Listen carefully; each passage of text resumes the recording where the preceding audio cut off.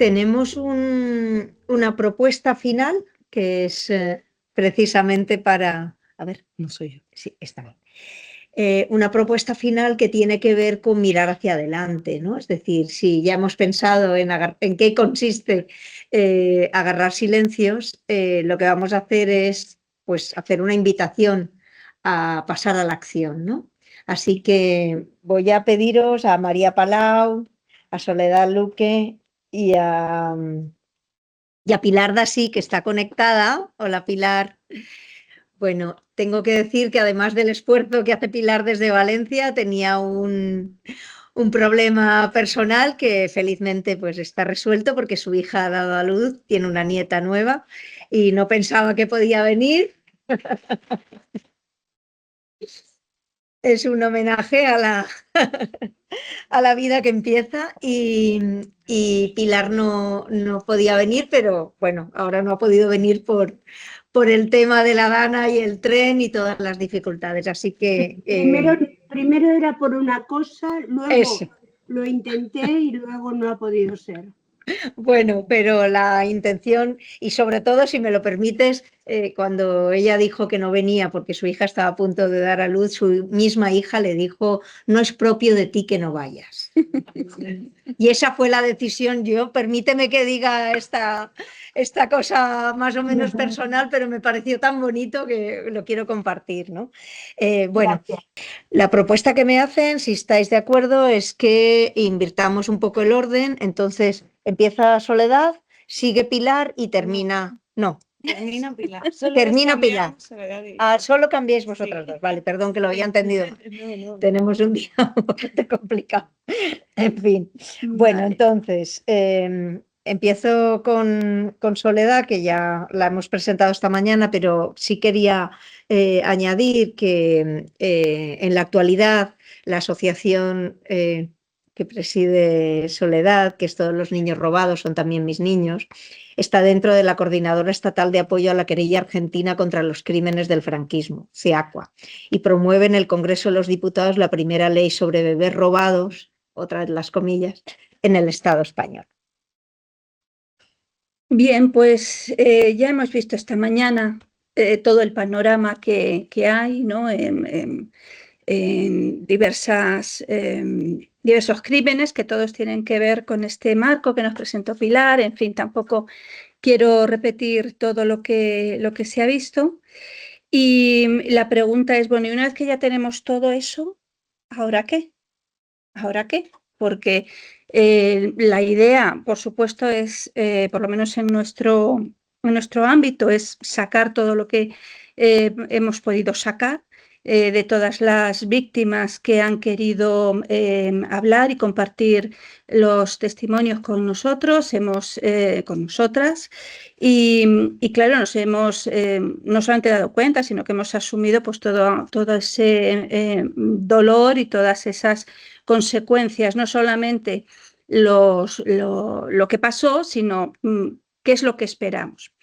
Bien, cuando nosotros hablamos de acciones y medidas reparatorias, vamos a ver cómo estamos, ¿no? Actualmente. Hay una gran diferencia entre lo que ocurre en nuestro territorio, en el ámbito nacional, y lo que podemos ver en el ámbito internacional en cuanto a esas medidas de reparación. Aquí, creo que esto ya os lo comentaba también esta mañana, hay miles de denuncias, y digo miles porque no sabemos exactamente el número, pero sí hay miles de diligencias de investigación abiertas que se han ido cerrando. Bueno, pues esas diligencias vienen por denuncias que también se han presentado, ¿no? Y que han sido archivadas, y un alto porcentaje sin siquiera ser investigadas, ¿no? Porque eso es lo terrible. A ti te llega una denuncia en fiscalía, la consideras, la pasas a los juzgados, investigan y dicen, bueno, pues es que aquí hay poco o nada. Pero claro, que directamente la archiven, por ejemplo, lo que decíamos, ¿no? Por los criterios de prescripción, que no hagan absolutamente nada, que a los 3 días ya reciba la comunicación la víctima, ¿no? Donde digan, no vamos a investigar porque ya hace muchos años de esto. Bueno, pues esto, la prescripción junto con una falta de pruebas, eso es algo realmente que nos llega muy adentro, porque es que somos nosotras las víctimas las que tenemos que hacer esa investigación y las que tenemos que presentar las pruebas, ¿no? Como decía una compañera hace tiempo, nos convertimos en detectives de nuestras propias vidas y para poder conseguir algo que llevar al juzgado, llevar a la fiscalía y que nos empiecen a hacer un poco de casito, ¿no? Bueno, no hay nadie en la cárcel, solo hubo un juicio, ya sabéis, el del doctor Vela, un juicio bastante que luego ha dado mucho que hablar, pero que el resultado es que bueno, se absuelve por prescripción a pesar de que sí sé que le consideró culpable de los delitos que pesaban sobre él, ¿no? Sobre los cargos que pesaban sobre él. ¿Qué pasa en la cuestión internacional? Bueno, pues ya hemos visto un poco lo del tema del derecho internacional de derechos humanos, las recomendaciones de Naciones Unidas, las recomendaciones del Parlamento Europeo con un magnífico informe del 2017 que tienen 31 recomendaciones que nuestro Estado pues se ha pasado por donde se pasa todo, igual que estas recomendaciones, igual que el informe de Amnistía Internacional. Y también lo que estamos haciendo es participar en una acción judicial que es la querella argentina contra los crímenes del franquismo, además de poner las diferentes denuncias o hace nada, la última en febrero de este año, que ya no era una denuncia, sino que era una querella criminal contra unas determinadas personas, ¿no? No solamente se notificaba, sino que se decía, estas son las personas responsables. Bueno, esa denuncia, esa querella también fue archivada. ¿Por qué nos centramos en todas estas medidas reparatorias, además de las acciones que ahora os voy a contar? Pues porque hay mucho que reparar, porque hay muchísimo que reparar. Claro, no se robó una cartera, no te rompieron un coche, no, es que se llevaron a tus hijos, ¿vale? Y cuando decimos que se llevaron a tus hijos, lo que estamos diciendo es que se llevaron parte de tus entrañas, pero así, literalmente, ¿no? Y eso provoca una situación, por eso lo llamamos violencia sistémica, por esas consecuencias que después las mujeres tuvieron no solamente en ese momento, sino a lo largo de todo el tiempo y sobre todo cuando descubren, como le pasó a Pilar o como le pasó a Emi, ¿no? Cuando descubren, o en el caso de Irene, ¿no? Cuando, aunque ella estuvo buscando mucho más tiempo, pero estas mujeres, compañeras que están aquí, lo descubren décadas después de que sucediera el crimen, ¿no? Todo es lo que eso provoca, esas consecuencias, ya digo, físicas, emocionales, psicológicas, desde el silencio impuesto, la soledad, la incomprensión, la rabia, la culpabilidad, la angustia, la inseguridad. Estos son consecuencias, y como digo, no solamente del hecho en sí, en el momento, ¿no? Como pudo ser ese silencio, esa soledad, esa incomprensión, si las mujeres mostraban algún tipo de duda, sino que después, cuando ya se dan cuenta de que fueron engañadas, esa culpabilidad de cómo no me di cuenta, ¿cómo te ibas a dar cuenta? No te podías dar cuenta de que se iba a dar cuenta mi madre o tantas madres de que les estaban robando sus hijos médicos, monjas, gente en las que tú depositabas tu confianza, ¿no? Y no solo tu confianza, estabas depositando tu vida, tu seguridad. Bueno, esa culpabilidad, todo lo demás, ¿no? Esas fobias, esto se va generando y a día de hoy, bueno, pues tenemos mujeres que incluso han tenido intentos de suicidio, ¿no? Porque no pueden soportar toda esa carga emocional, con lo cual hay muchísimo que reparar y no me estoy refiriendo a una reparación ni mucho menos económica, que ahora hablaré de eso, que no es que me parezca ni bien ni mal, pero nosotros dentro del colectivo hemos decidido que no es esa la reparación que queremos.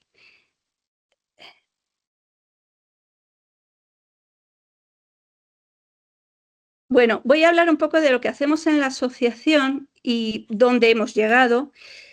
Voy a intentar hacer la primera parte muy rápida y quiero también decir que no somos la única asociación que hay en España, ¿eh? Hay muchas asociaciones, todas trabajan pues, como pueden y de la mejor manera posible y lo único que yo aquí pretendo es, bueno, dar a conocer el trabajo que estamos haciendo y de dónde venimos, ¿no?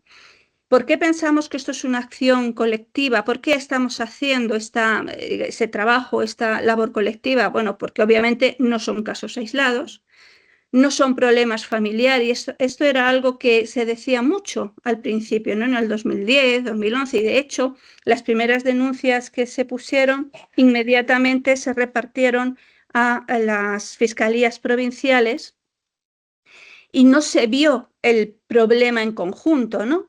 Que eso fue algo que determinó que se fueran archivando tantas denuncias tan rápidamente, porque no establecían, no habían los mismos criterios en todas las fiscalías para poder investigar esto, ¿no? Porque no se consideraban como una causa conjunta grande, sino que eran casos aislados. Pues no lo son.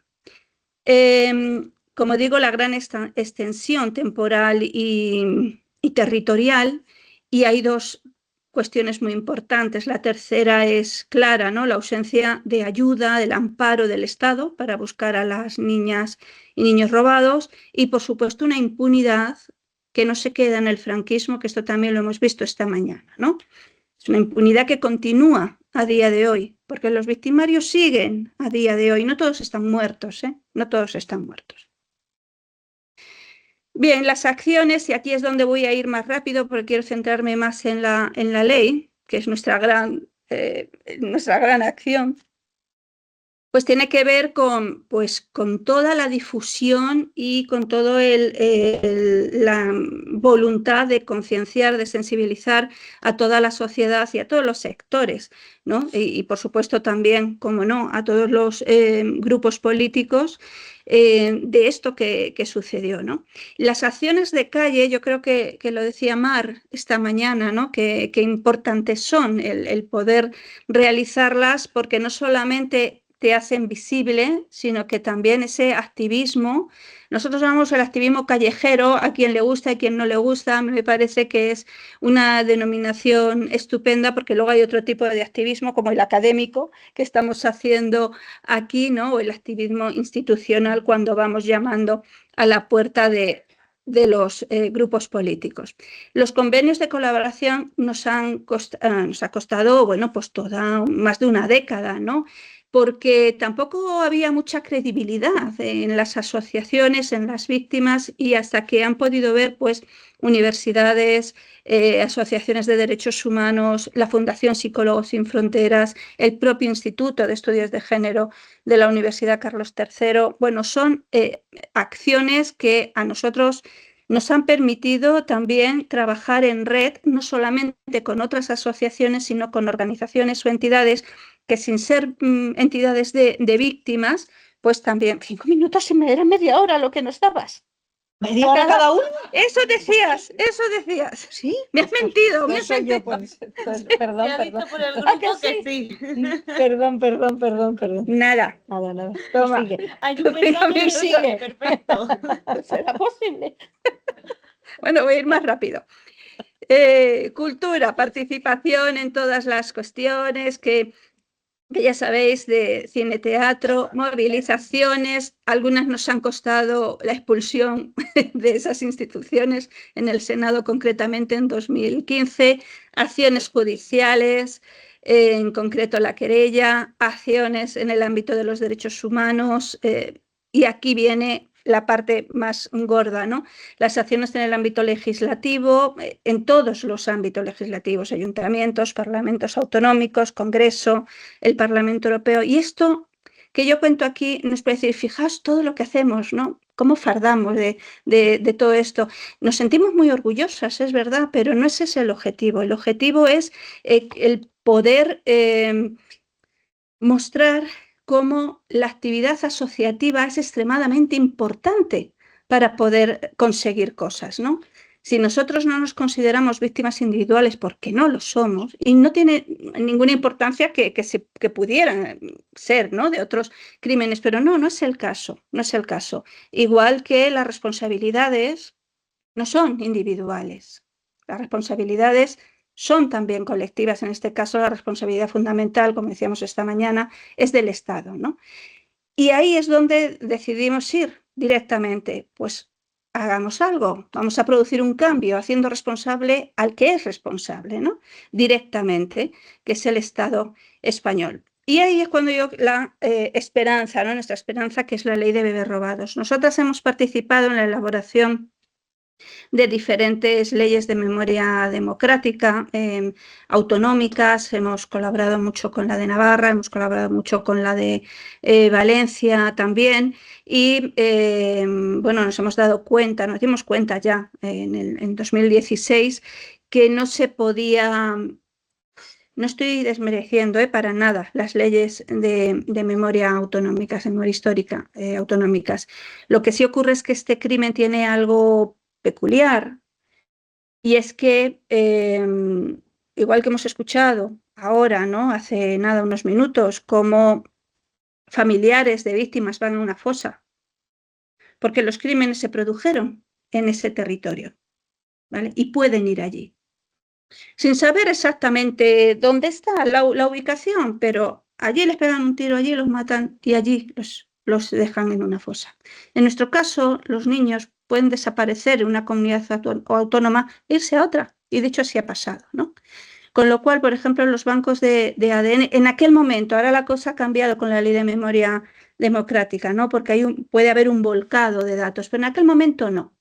Entonces, claro, tampoco nos servían de mucho, porque familiares que buscan a niños podían estar o no en esa comunidad autónoma. Entonces, por poner un ejemplo, simplemente con el banco de ADN, necesitábamos algo estatal, algo que cubriera todo el territorio, y con la ley de memoria democrática tampoco lo hemos conseguido. De hecho, esta ley se mandó a los grupos políticos a finales del 2017. En 2018 estaban haciendo el primer anteproyecto de la ley de memoria democrática, uno que se dejó en el camino y que después hicieron otro. Lo que quiero decir es que es anterior esta ley a la ley de memoria democrática del 2022, que se aprueba. Pero es que, a la vista de cómo está la ley de memoria democrática, que después podemos conversar sobre ello en el tema de los bebés robados, pues tampoco nos sirve de demasiado, ¿no? Entonces necesitábamos esta ley. Antes y en el transcurso de estos años, pues nos hemos dado cuenta que teníamos razón. La ley fundamentalmente es muy simple. Aquí la traigo, pero bueno, está en la web del Congreso de los Diputados, está en nuestra web, que es bebesrobados.org, podéis verla, es muy sencilla. Fijaos que lo que estamos pidiendo, reconocer la condición de víctimas. No nos reconocen como víctimas, a las madres y padres y hermanos y a los niños, ¿no? Sí, en la ley democrática, pero ya os digo que sobre eso tendríamos que hablar un poquito, porque no es así, de esa manera, ¿no? Reconocer que es un crimen contra la humanidad, reconocer también los derechos a la verdad, la justicia, la reparación, a la no repetición, pero claro, conforme a los criterios internacionales, ¿no?, a los principios internacionales de Naciones Unidas y al derecho internacional. Meter e incluir, y de hecho ahí en la ley están metidas las recomendaciones del Parlamento Europeo, y algo importante es que es un texto que integra a todas las víctimas, las del franquismo, transición y hasta entrada la democracia, tanto a las familias que buscan como a las personas en busca de su identidad, ¿no? En cuanto a la trayectoria, os pongo 3 fotos, que con esto está claro.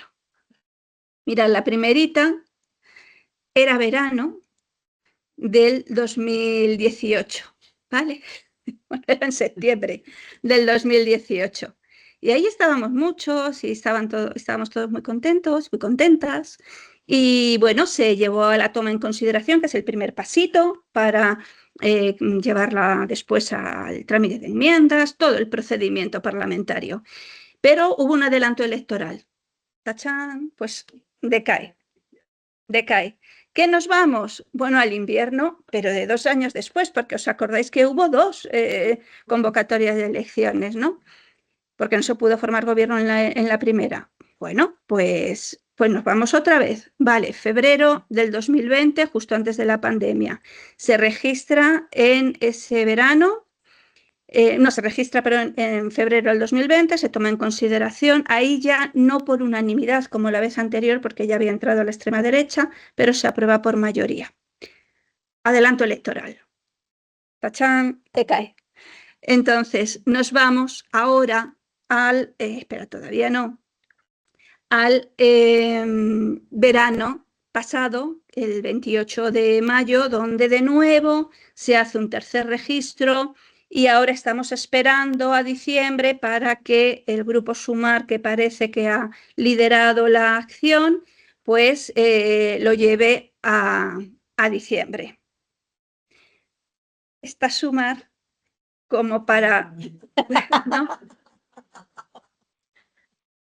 Pero ahí vamos diciendo, ahí vamos diciendo, tú lo has prometido. Independientemente de sus problemas, las promesas se cumplen. Bueno, aquí es donde salen los informes de organismos de derechos humanos, viendo todo la historia de que decae, que no decae, en fin, salen tres informes muy importantes. Y de hecho hay uno, el del grupo de trabajo, el último, contra la desaparición forzada, que es una carta que va directamente al gobierno de España, directamente. Y esto fue en enero del 22. No le han contestado todavía al grupo de trabajo, no ha habido ninguna respuesta. ¿Cuál es el objetivo principal de la ley? Que el Estado se haga cargo, obviamente, de la búsqueda de la activa de los niños, de las niñas, de enjuiciar a los culpables. Aspectos básicos de la ley, como he adelantado, se sustentan en los principios del derecho a la verdad, justicia y reparación, garantías de no repetición.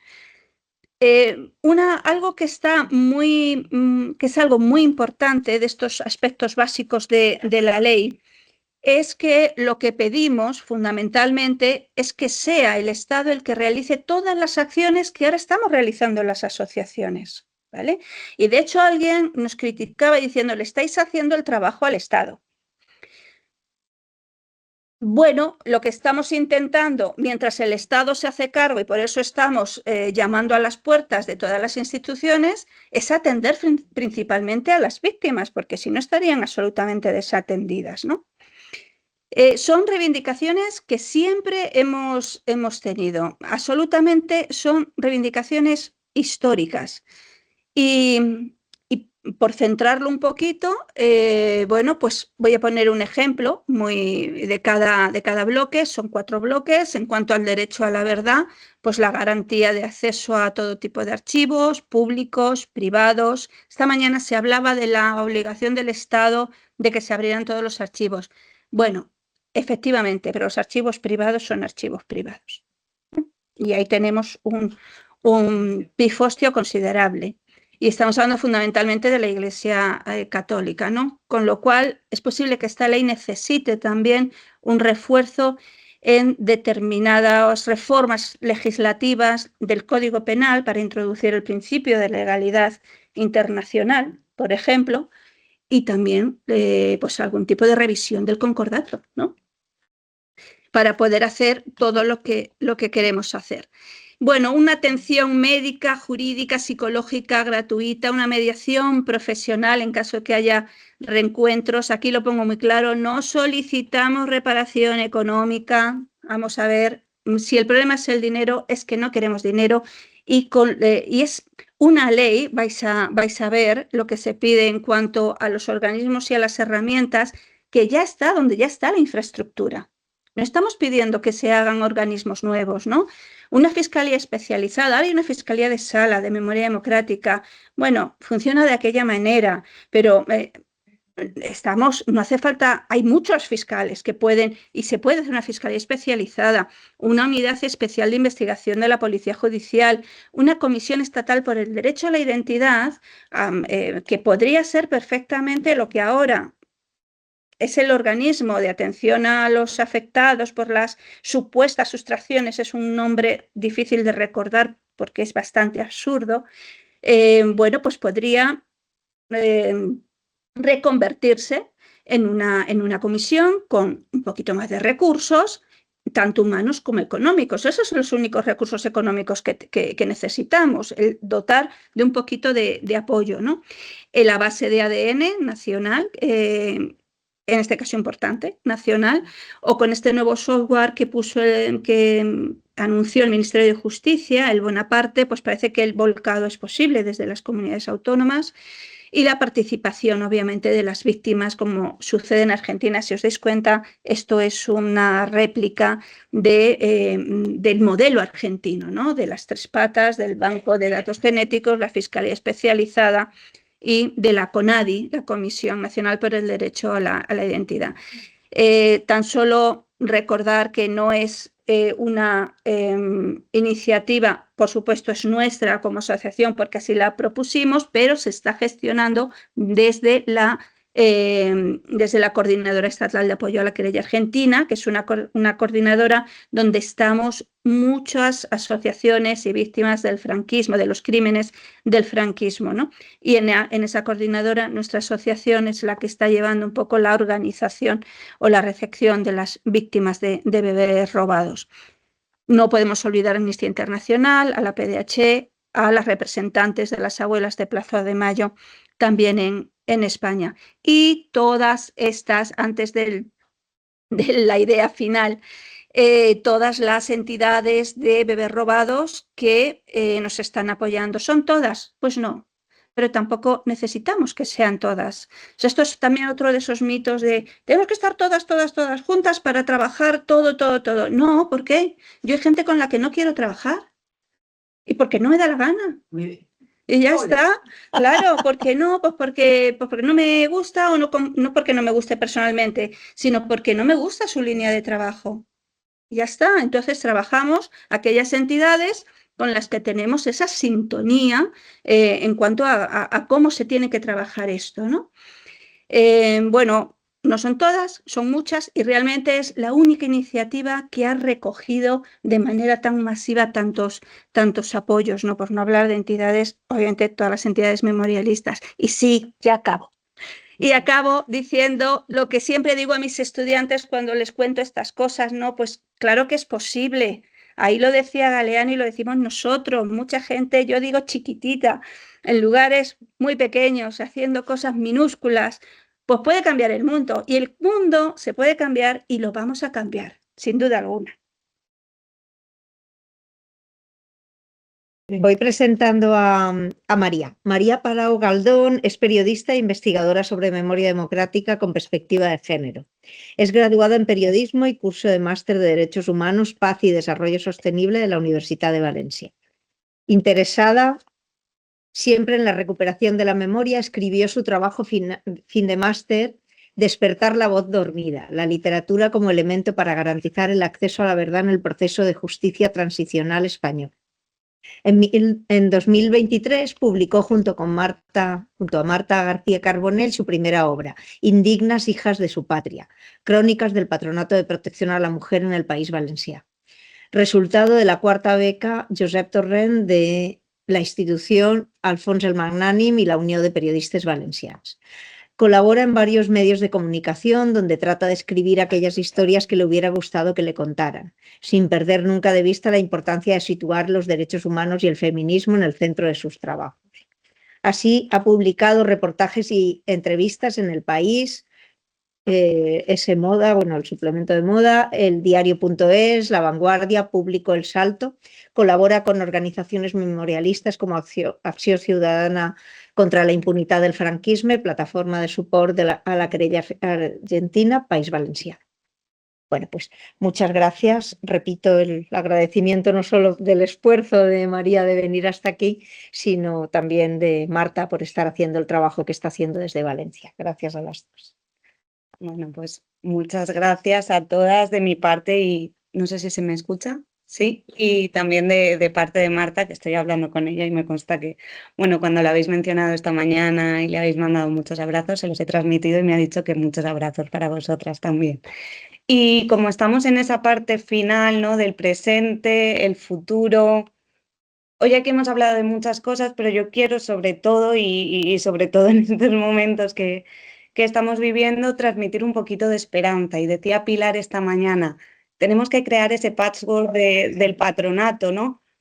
Pues cuando venía escuchándote en el autobús me he dado cuenta que aunque incompleto, porque faltan muchas cosas de las que ya se han hecho, y incompleto también porque nos faltan muchas cosas por hacer, hay algunos patchworks ahí que yo creo que os van a gustar y que mi intención es que nos den esperanza, seguir a buscar todas esas cosas que ya se están haciendo y poder encontrar por ahí todas esas que quedan por hacer. Esta diapositiva, la verdad es que se me había olvidado borrarla, pero bueno, porque no quería yo aquí hacer promoción del libro ni nada, pero como aparece el nombre de Marta, aparece ahí País Valencià, esta Nisa, esta Pepa, pues bueno, una abraçada molt forta per al estrés y ya continuamos con lo que es la presentación, porque hoy no tocaba hablar de indignas. Esta primera diapositiva, hablaba antes María Rosón de esas fuentes precarias y es un poquito un resumen de ese decreto de 1941, con algunos de sus artículos, de algunas memorias, está la del 48 y la de, no veo ahora bien el año, pero tenemos más, aunque no tenemos todas. Tenemos también esa foto de Carmen Polo con algunas de las vocales del patronato, de la Junta Nacional del Patronato. Al final es un resumen de que en un principio, como investigadoras, como periodistas, como artistas también, luego hablaremos de eso, cuando nos acercamos al patronato, antes de llegar a Consuelo, por supuesto, las fuentes que nos encontramos son esas fuentes precarias que dice María Rosón. Son esas fuentes que han sido creadas, que han sido escritas por las mismas personas que crearon y que permitieron que continuase existiendo el patronato. Son unas fuentes franquistas en su mayoría, aunque no únicamente, ya hemos comentado que el patronato existió por lo menos oficialmente hasta 1985, son unas fuentes machistas, por supuesto, y son unas fuentes patriarcales. No podemos fiarnos por completo de esas fuentes. Y yo hablo de esperanza desde el principio de esta presentación y yo creo que muy desde el principio de comenzar a investigar sobre el patronato, porque cuando buscas patronato de protección a la mujer es irremediable dar con Consuelo, encontrarte con ella, hablar con ella, que ella te cuente todo, que después de haber visto estas fuentes que ya te ponen la piel de gallina, escuchas a Consuelo y es todo todavía muchísimo peor porque ves esa realidad de las supervivientes y habla en plural, porque Consuelo empezó en 2012 a publicar su historia y la de muchas otras, pero a día de hoy, o bien plasmadas en libros, que ahora os mostraré algunos, o bien como va a hacer ahora luego Pilar Dasí, ya son muchas más las supervivientes que están contando su historia. Y ya son muchas más esas fuentes, ya no precarias, sino primarias, esas fuentes en primera persona a las que podemos acudir para que nos cuenten la historia, porque que nos cuenten su historia, porque al final, con el Patronato de Protección a la Mujer, tenemos siempre lo decimos Marta y yo, tenemos una oportunidad única. Muchas de esas mujeres están vivas y nos pueden contar en primera persona lo que pasó allí. Y cuando reclamamos esa verdad, esa justicia y esa reparación, muchas veces en la memoria histórica, en la memoria democrática, pedimos verdad, justicia y reparación para personas que ya han fallecido o para los familiares de estas personas. En el caso del patronato, podemos darles esa verdad, esa justicia y esa reparación en vida.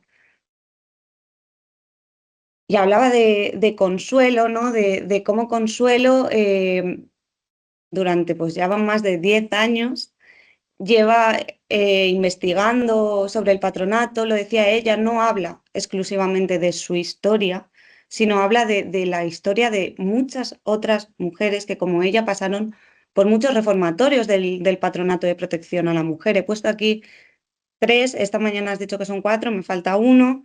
Y leyendo los libros de Consuelo, aunque sean muy poquitas las ocasiones en las que ella habla en primera persona, casi como si se quisiese esconder, ¿no?, detrás de ese libro, reflexionábamos sobre el valor curativo o el valor restaurativo de la memoria. O sea, no podemos sanar esas heridas que produjo el patronato sobre estas mujeres, muchas de ellas supervivientes, aunque no todas, sin garantizar ese acceso a la verdad, sin contar lo ocurrido y en muchos casos también sin saber qué ocurrió.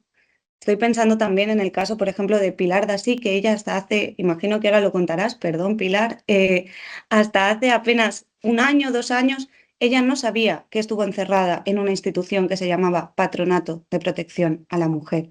Sin ese acceso a la verdad es imposible sanar el dolor y es imposible iniciar siquiera el proceso de duelo de ese trauma, porque ese dolor al final se queda enquistado y se le está negando el derecho a la verdad no solo a las supervivientes, sino a sus descendientes y también, por supuesto, a todas nosotras como sociedad. Hablaba también de otros testimonios, ¿no? He traído aquí 3, es el caso de María G. López, de Fátima Díez y también de Amparo Bellido, una mujer de Castellón. Supongo que será cuestión de estudiarlo, ¿no? María G. y Fátima publican en 2023, Amparo en 2024.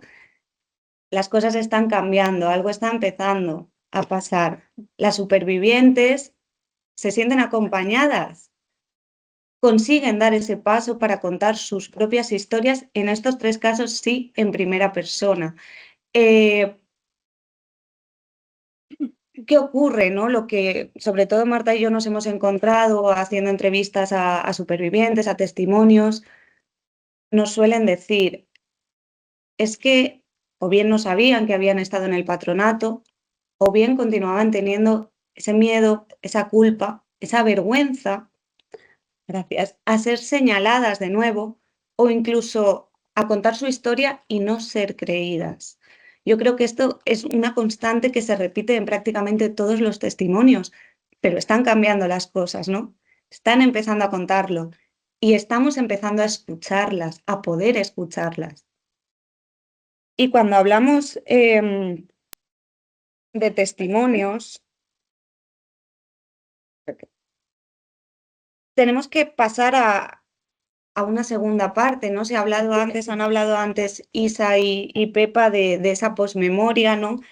Hablaban del caso de las nietas, también, por supuesto. En mi caso yo sería de esa generación de nietas adoptivas, ¿no? Porque no fue el caso de mi familia, pero también de las hijas. El caso del patronato, repito, es excepcional. Como algunas mujeres fueron internadas en la década de los 80, de los 70, quienes se están atreviendo a hablar, quienes están rompiendo esa barrera del silencio, son sus propias hijas. Ya no hay ese salto generacional. En algunos casos se saltan, ¿no?, esas hijas del duelo que mencionabais antes, o esas hijas del silencio, y conseguimos que esa segunda generación directamente sea la que hable. Os he traído 2 ejemplos, el corto de Switch, que ha mencionado también María, que está, por cierto, entre los cortos que pueden ser nominados a los Goyas, lo cual es una muy buena noticia. Y también este libro, Margaritas Blancas, lo escribe Montse Alabarta, quien, por cierto, la Dana le ha afectado de pleno, ella está bien, pero bueno, pues es lo que nos toca estos días. Montse Alabarta no es familiar directa. En este caso, Montse recoge el testimonio de Natividad a través de su hija Dolores. Natividad estuvo en el patronato, nunca le contó a su hija que había estado en el patronato y fue ya en los últimos momentos de su vida, cuando ella estaba en una residencia para personas mayores, cuando se encuentra con un auxiliar de enfermería que bueno, estaba muy vinculada al final a la memoria y anima a Natividad a grabar su historia. Hablabais antes de cómo muchas veces las hijas no reciben un relato directo de sus padres, ¿no? O sus madres, pero reciben una caja. Esto es lo que pasó con Natividad y su hija Dolores. Dolores, cuando Natividad fallece, esta auxiliar de enfermería le entrega una caja con todas las cintas donde Natividad había ido contando su historia. El papel de Montse Alabarta en toda esta historia es recoger el testimonio de Natividad, el testimonio de Dolores y contarlo en Margaritas Blancas. Al final, lo hemos mencionado antes, ¿no? Existe una distancia generacional entre aquellas personas que han vivido directamente, en este caso, encerradas en el patronato y sus hijas, sus nietas, esa relación única y irrepetible con el dolor respecto a esa experiencia vicaria del dolor de la que habla Sara Santamaría. Pero yo creo, y aquí hablo muy en primera persona, no sé si nos pasa lo mismo o no, pero sí que podemos decir que muchas de las investigadoras somos mujeres muy jóvenes, las que estamos empezando. Se está creando un grupo de investigadoras muy jóvenes que en cuanto conocemos qué es el patronato, nos sentimos horrorizadas hasta el punto de yo tenía muchísimas pesadillas. ¿Por qué pasa esto? ¿No? O por lo menos la conclusión a la que yo he llegado. Creo que todas pensamos lo mismo y es, si yo hubiese nacido hace tantos años, ahora mismo con mi edad, yo podría estar encerrada en el patronato.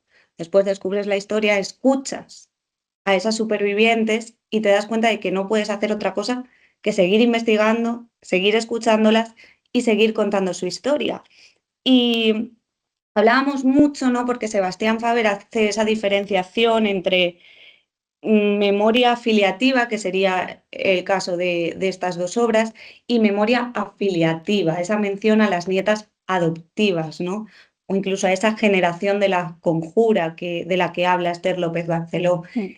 Y hablábamos con Pilar Iglesias, Marta y yo, cuando la conocimos, yo creo que estuvimos muchísimo rato hablando de, es que al patronato le falta una película, es que al patronato le falta una novela.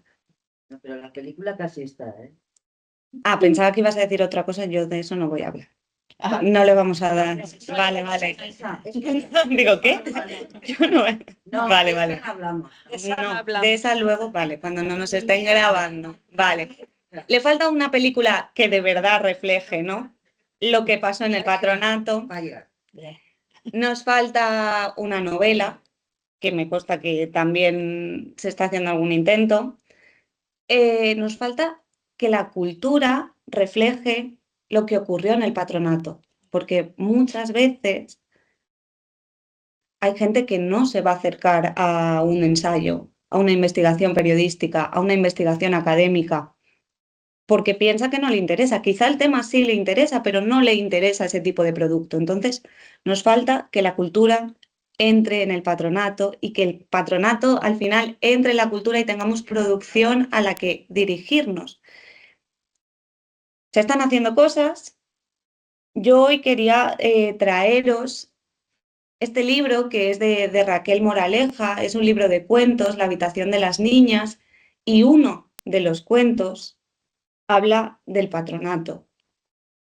Concretamente habla de Peñagrande, aunque le cambia el nombre, y claro, al final es un poco ese paralelismo, ¿no? Entre cómo al final, a través de la ficción, a través de la cultura, se puede también contar una realidad, ¿no? Contar esa realidad que se enseña en esas otras fotos, que son lo que fue realmente Peñagrande, porque al final, cuando hablamos en este caso de literatura, pero de cualquier otro producto cultural, estos productos culturales pueden ser lugares de memoria en sí mismos o monumentos a la memoria en sí mismos.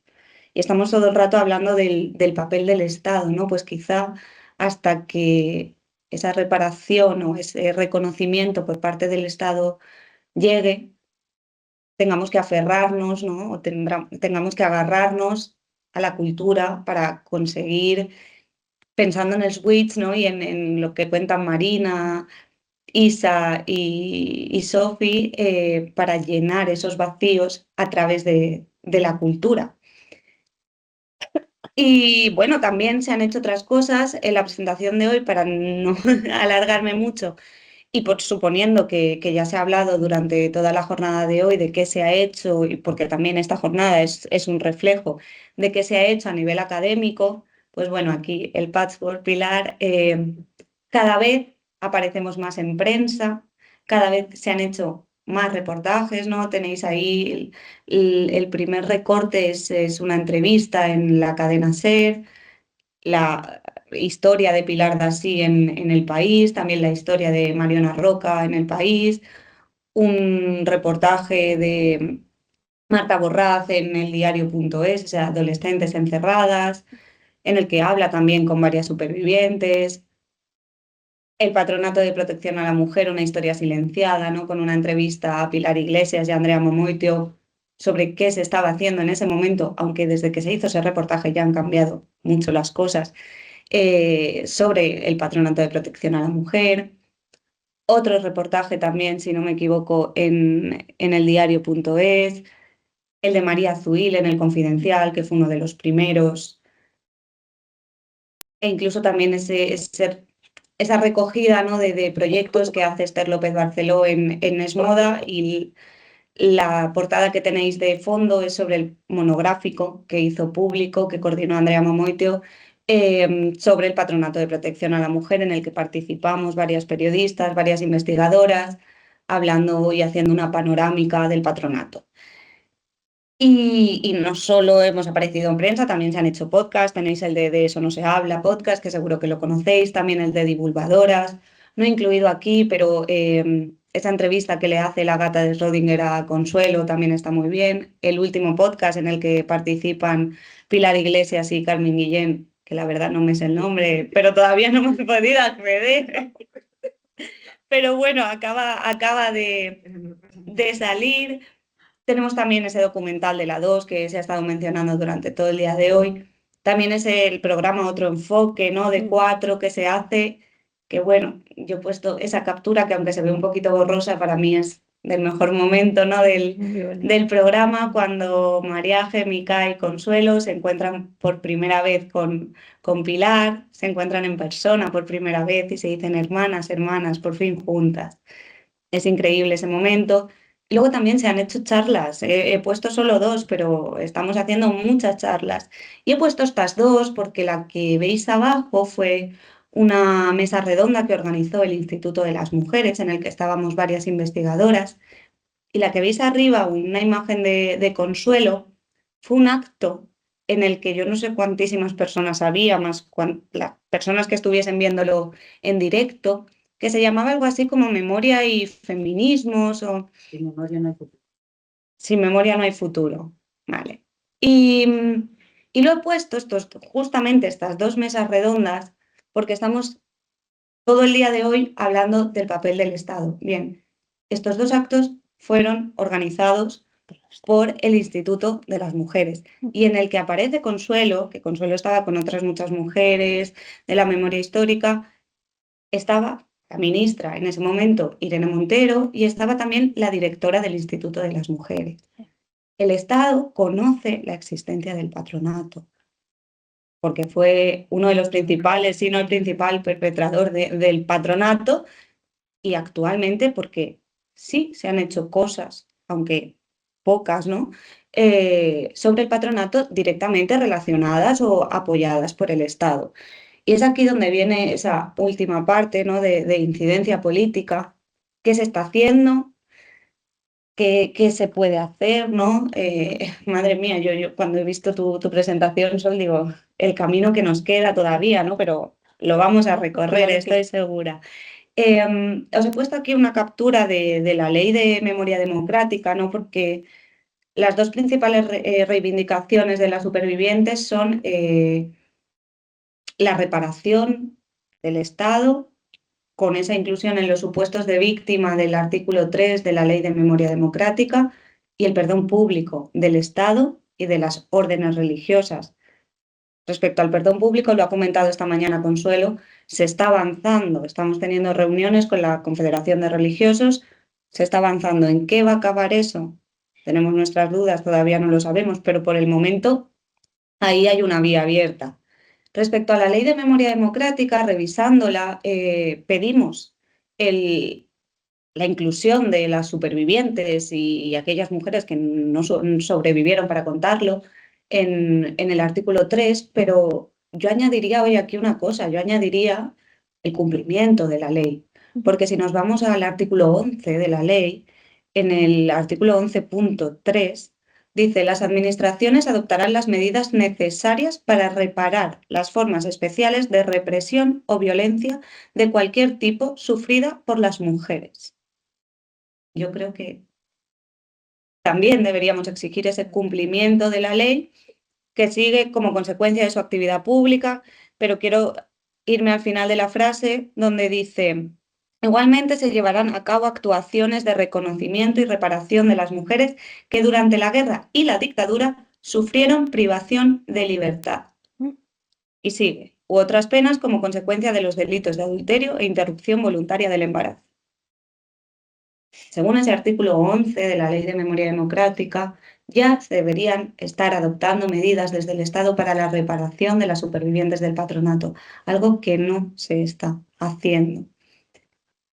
¿Qué se ha hecho hasta el momento? Pues bueno, en 2022, durante la tramitación parlamentaria de la Ley de Memoria Democrática, la Comuna, a través de CEACUA, presentó la inclusión, ¿no?, en ese artículo 3, en los supuestos de víctima, que fue acogida por los grupos parlamentarios del Compromís y del BNG. En octubre de 2023, que es la foto que tenéis arriba de Consuelo, Consuelo participó en el Parlamento de Cataluña participando en una comisión en la que se estaba hablando de una investigación sobre los abusos de la Iglesia. No era una comisión específica del patronato, pero bueno, es un paso. Tenemos también en diciembre de 2023 se presentó la solicitud a través del grupo de support de represaliades del patronato, del que también se ha hablado aquí esta mañana, a través del Consejo Andaluz de Participación de las Mujeres, al Parlamento andaluz para solicitar que se reconociese, denunciase y condenase la represión sufrida por las mujeres enterradas en el patronato. Por el momento no ha ocurrido nada. Tenemos también en diciembre de 2023 Compromís, en este caso el Les Corts Valencianes, ya no en el Congreso, presentó una proposición no de ley para crear lo que ellos denominaban una comisión de memoria para investigar sobre el patronato de protección a la mujer. Por el momento no tenemos constancia ya no de esa comisión, sino de la votación de esa proposición no de ley. En febrero de 2024 se presenta, en este caso sí, en el Congreso por parte de Sumar, se hacen una serie de ampliaciones, ¿no?, debido a la limitación o a la escasez de ese primer texto. Por el momento seguimos también sin ningún tipo. Está en trámite. Y bueno, no sé qué me queda, vale, que tenemos también aquí en mayo de 2024, en este caso fuimos Marta y yo a Les Corts Valencianes para hablar del patronato durante la comisión en la que se estaba debatiendo la famosa Ley de Concordia, que imagino que conoceréis. No ha pasado absolutamente nada desde entonces, la Ley de Concordia se ha aprobado y yo quería detenerme aquí porque me parece curioso, porque durante esta comisión recibimos literalmente todo el agradecimiento y el respeto a título particular de la diputada que estaba representando al Partido Popular, pero en su nombre y en nombre de todo su partido. Desde Vox, también es lo curioso, tampoco fueron excesivamente agresivos con nuestra intervención.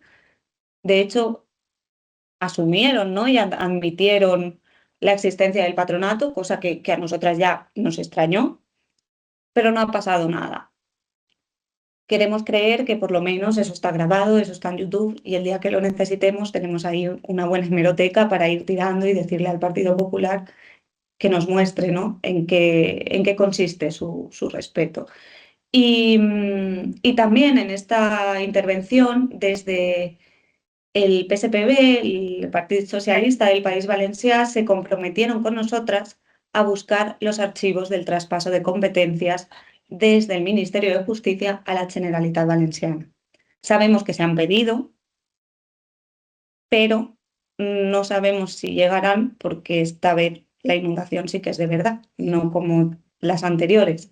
Se ha inundado parte del archivo de la Generalitat, no sabemos si los documentos relativos al patronato estaban en ese lugar, pero bueno, cuando sepamos más cosas os las contaremos. Y yo quería acabar poniéndoos esta foto, ¿no?, que también hemos visto hoy y pensando, ¿no? Es cierto que la reparación debería llegar por vía institucional, que el perdón podría llegar por vía institucional, pero hasta que eso llegue, si llega, tenemos que hacerlo a nivel individual y después de ese nivel individual a nivel colectivo. ¿Qué podemos hacer? Bueno, he intentado daros unas pistas de por dónde empezar a buscar, a informarse sobre el patronato, pero lo más importante que podemos hacer es preguntar. Parece muy simple, pero si preguntamos en nuestras casas, quizá no directamente por el patronato, porque, insisto, muchas de estas mujeres no saben que estuvieron encerradas o que dependían de una institución que se llamaba Patronato de Protección a la Mujer.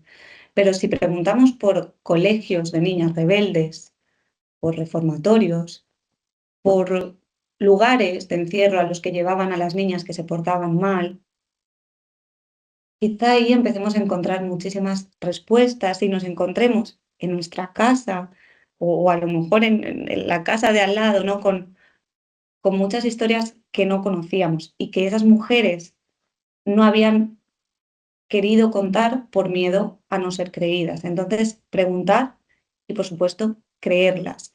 Y antes de darle paso a Pilar, yo quería acabar hablándoos de Pilar, porque nosotras conocimos a Pilar Dassí, no recuerdo si fue en 2022 o 2023, y ella, la primera vez que la conocimos a través de una amiga suya, de Carmen Monzonís, que estuvo en una charla que dimos y dijo, yo tengo una amiga a la que no veo hace mucho tiempo, pero que estuvo en uno de esos centros. Le voy a hablar y vamos a quedar. La primera vez que quedamos con Pilar Dassí, hablo en plural porque fuimos Marta y yo, que quedamos las dos, nos invitó a su casa, estaba también su hermana Nelly, estaba también Carmen, y se pasó muchísimo rato, no sé si fueron 2 o 3 horas hablando, y nosotros apenas le hicimos preguntas, que como periodistas eso la verdad está un poco regular, pero apenas le hicimos preguntas porque solo queríamos escucharla.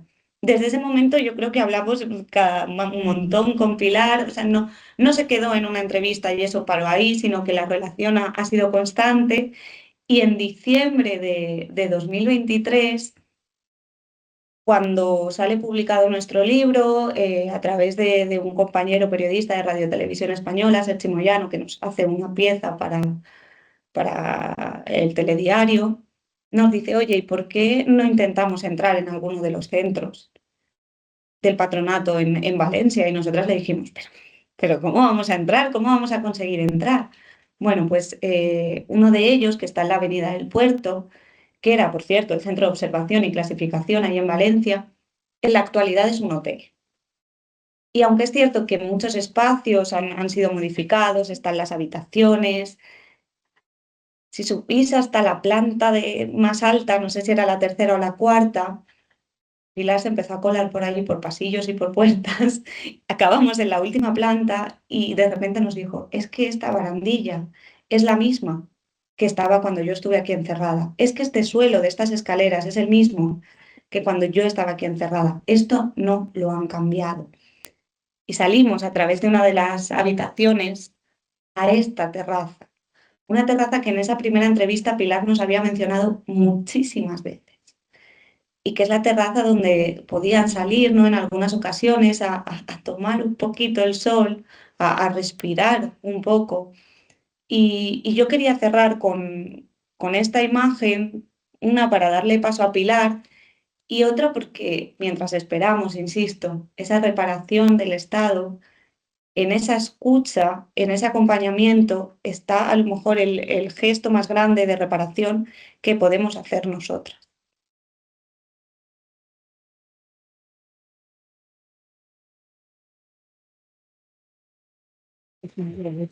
Bueno, pues así de emocionante estamos terminando, Pilar. Gracias, gracias. Bueno, voy a presentar a Pilar.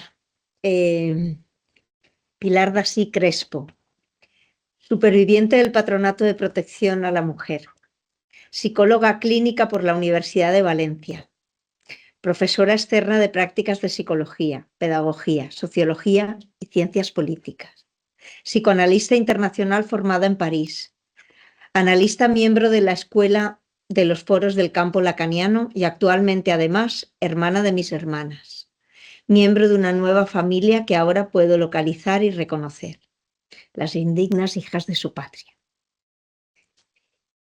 Me cuesta mucho leer esto porque me conmueve especialmente. En el proyecto CIMES, que yo he empezado la mañana definiéndolo como un batiscafo, como una especie de submarino que se va a meter en las profundidades, que se está metiendo en profundidades, tenemos especial cariño a una figura que son los profesionales, los y las profesionales de salud, que les llamamos bisagra, porque tienen un pie en cada lado. Son activistas, son gente a veces supervivientes, a veces la mayoría están muy, muy dañadas porque hacen de escudo protector para que la gente no reciba, la gente que acude al sistema de salud no reciba esas violencias. Y les llamamos bisagra porque gracias a ellas podemos abordar esos dos ámbitos, ¿no? El del activismo y el del sistema de salud. Pues Pilar es una dignísima bisagra de este proyecto y yo le agradezco mucho que haya hecho el esfuerzo de estar aquí. Bueno, que te daba las gracias y lo primero que quería decir es que es cierto que estoy abrumada por lo que he ido, pero creo que yo y todas, por todo lo que hemos ido escuchando a lo largo del día, ¿no? Y que lo que yo voy a decir está dicho de una manera u otra por la gente que ha hablado antes que yo. Bueno, os doy las gracias por este día y gracias también por la invitación y por poder compartir espacio de resistencia, reparación y memoria, agarrando silencios, que en algunos casos son muy largos, con mis queridas Marta y María. Ya María está ahí, Marta no ha podido venir.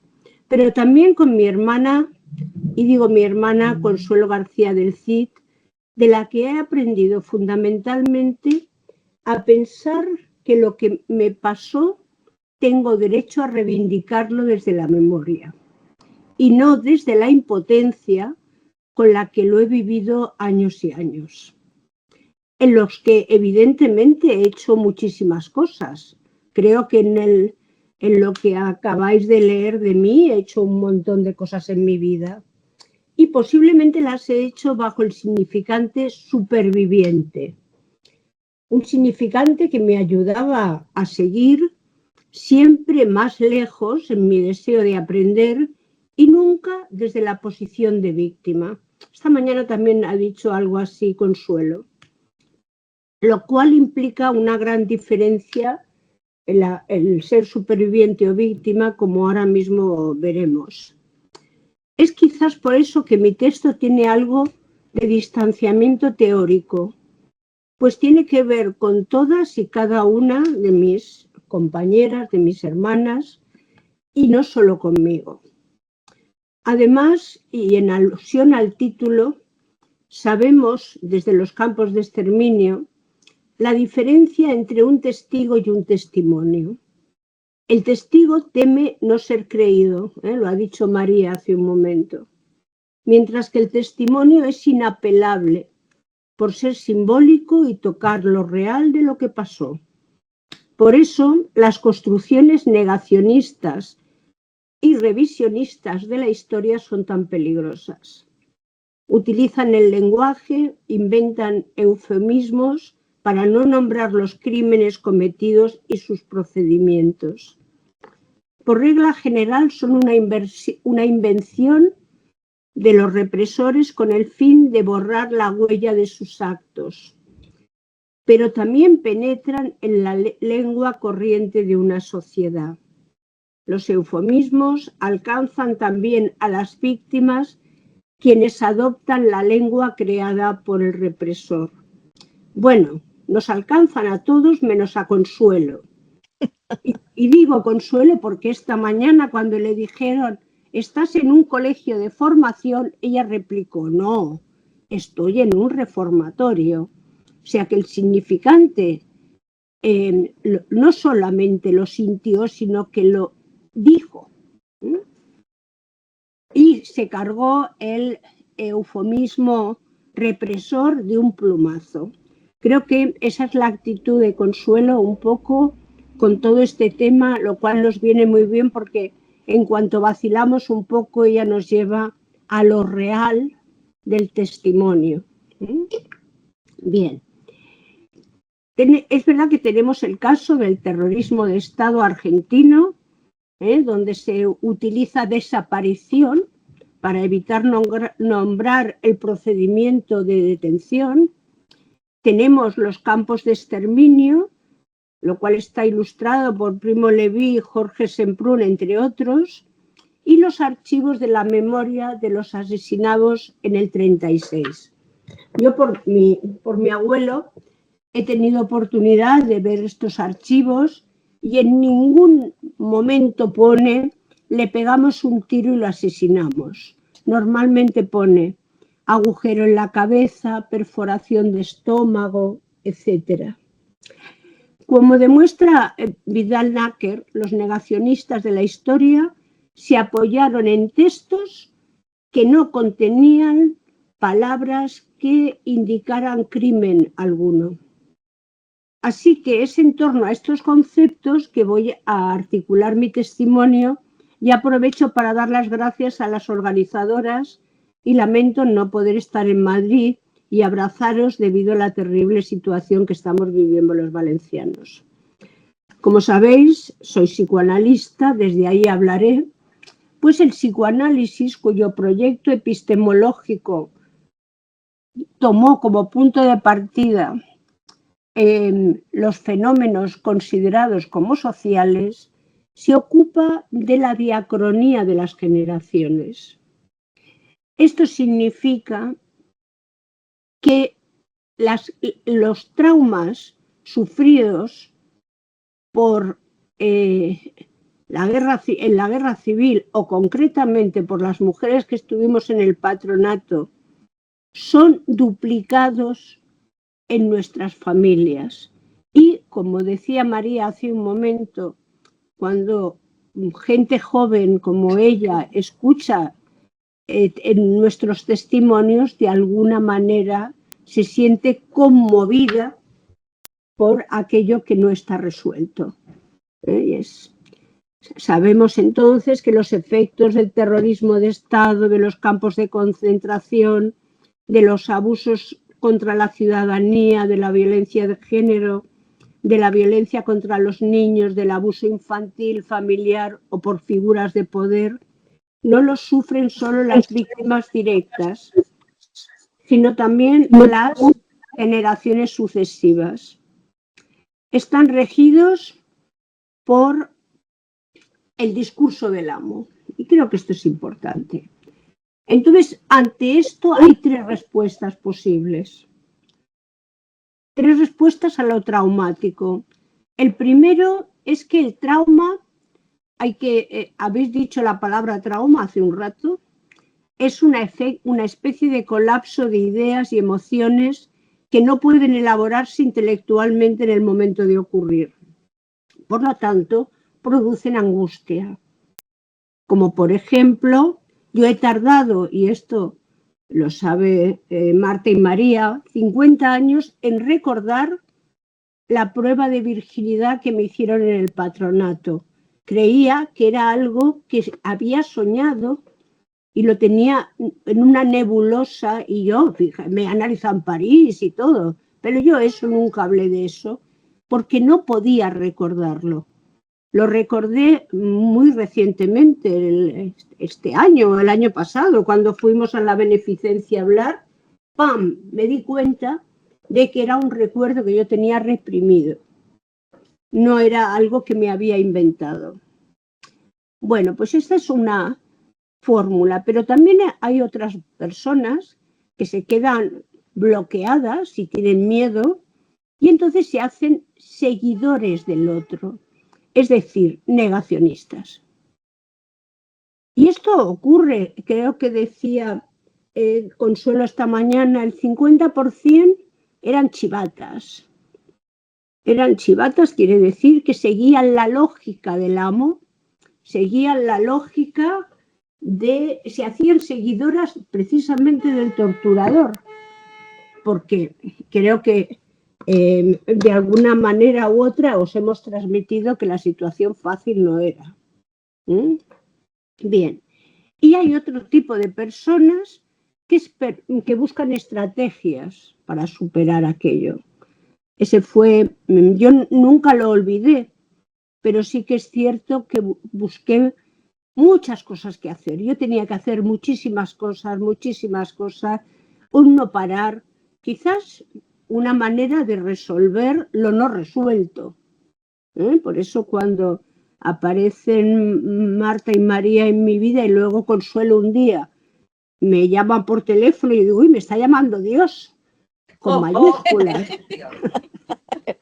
Me quedo pasmada porque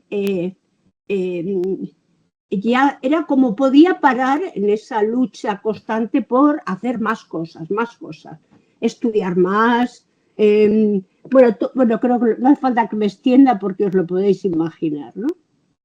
Bien, pero creo que en ese un esfuerzo más para salir de todo esto, que me ha durado 50 años, creo que había un objetivo, salir de la posición de víctima.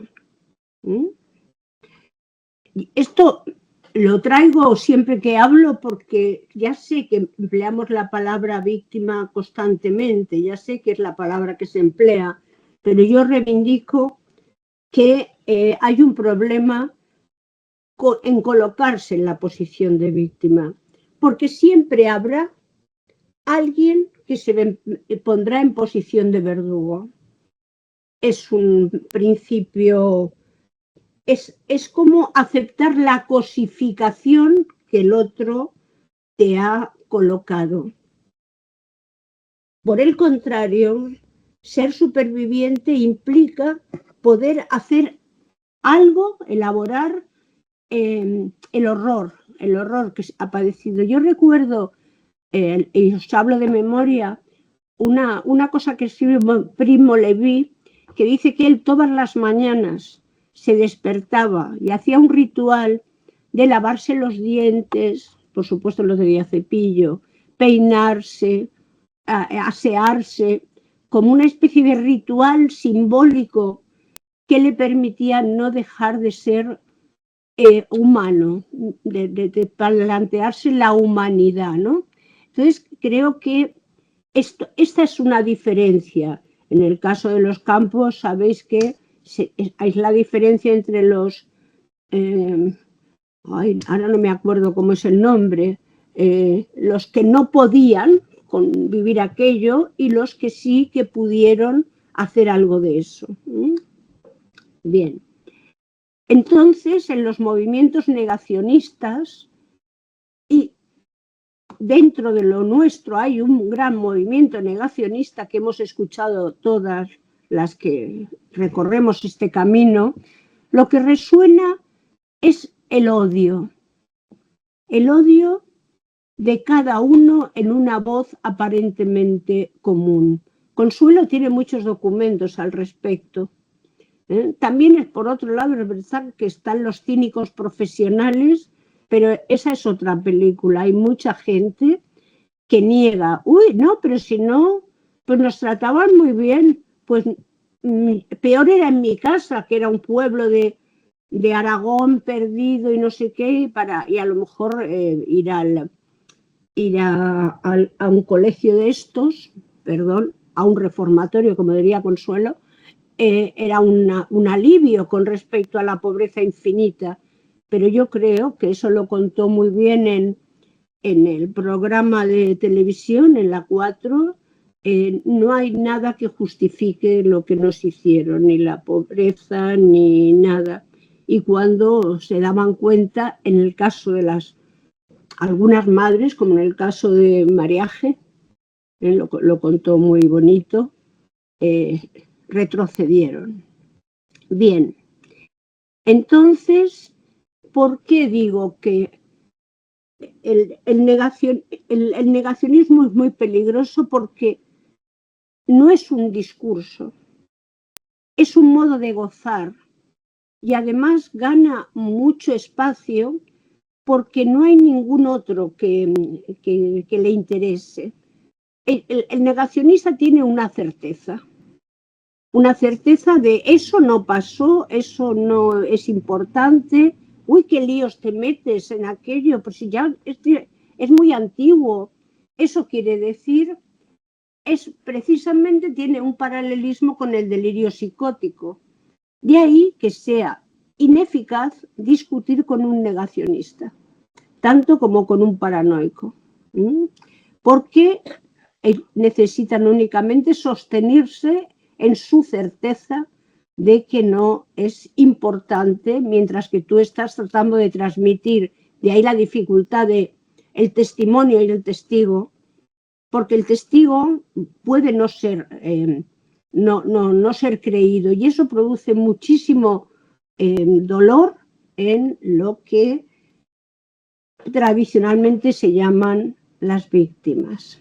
Bien, pero hay también una diferencia, y que yo creo que traigo como reflexión, y es que hay dos tipos de personas que sufren persecuciones.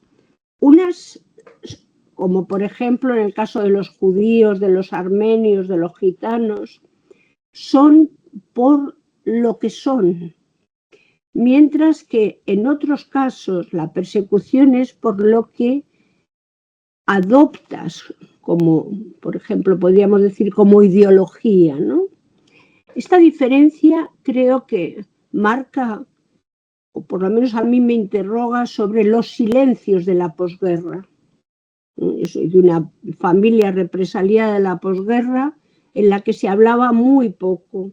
Incluso que la transmisión de dónde puede estar el cuerpo de mi abuelo me llegó más por los investigadores que por mi propia familia, porque lo contaban mal, podríamos decir, ¿no? Pero no mal, con mala intención, ¿no? A mí también me dieron una cajita, pero me dieron una cajita con unas cartas de mi abuelo. Y cuando un investigador me dijo, pero si aquí está todo, me di cuenta por lo que me habían contado. Esto es otra película que ya contaré otro día. Bien, entonces una posible explicación de por qué en España no se han dado más testimonios de la guerra civil y de las barbaridades que se produjeron es porque creo que esas mujeres de Paterna, mi abuela mismo, tenían algo que tenía que ver con una elección, su ideología, su adscripción al conjunto de los rojos, su posición en la vida, mientras que ser rojo es una elección. Y se callaron porque eran rojos, mientras que ser judío es otra cosa. Entonces, además, en el 36, en el 40, en los años 50, había necesidad de sobrevivir, pero no tanto de testimoniar, aunque por supuesto también se den casos de testimonios. A raíz de esta diferencia, yo me he hecho una pregunta que la traigo a debate. ¿Dónde nos encuadramos entonces nosotras? ¿Como aquellas muchachas que queríamos bailar el rock and roll o que veníamos de familias pobres, o que fuimos alcanzadas por la ideología franquista quitándonos nuestra libertad? ¿Fue nuestra condición de modernas los que nos llevó al patronato? ¿O fue porque éramos mujeres? Esto también me lo habéis sugerido hoy a lo largo de todo el día. Porque está muy bien, a mí me lo preguntó John Sistiaga. ¿Y a ti por qué te encerraron? Y yo, porque yo era moderna. Lo dije espontáneamente y es verdad. O me gustaban los Rollins o los Beatles. Ya no estoy tan segura de eso. Y en la entrevista de la televisión valenciana que nos hizo el amigo de Marta y María, Sergi, también me di cuenta de algo.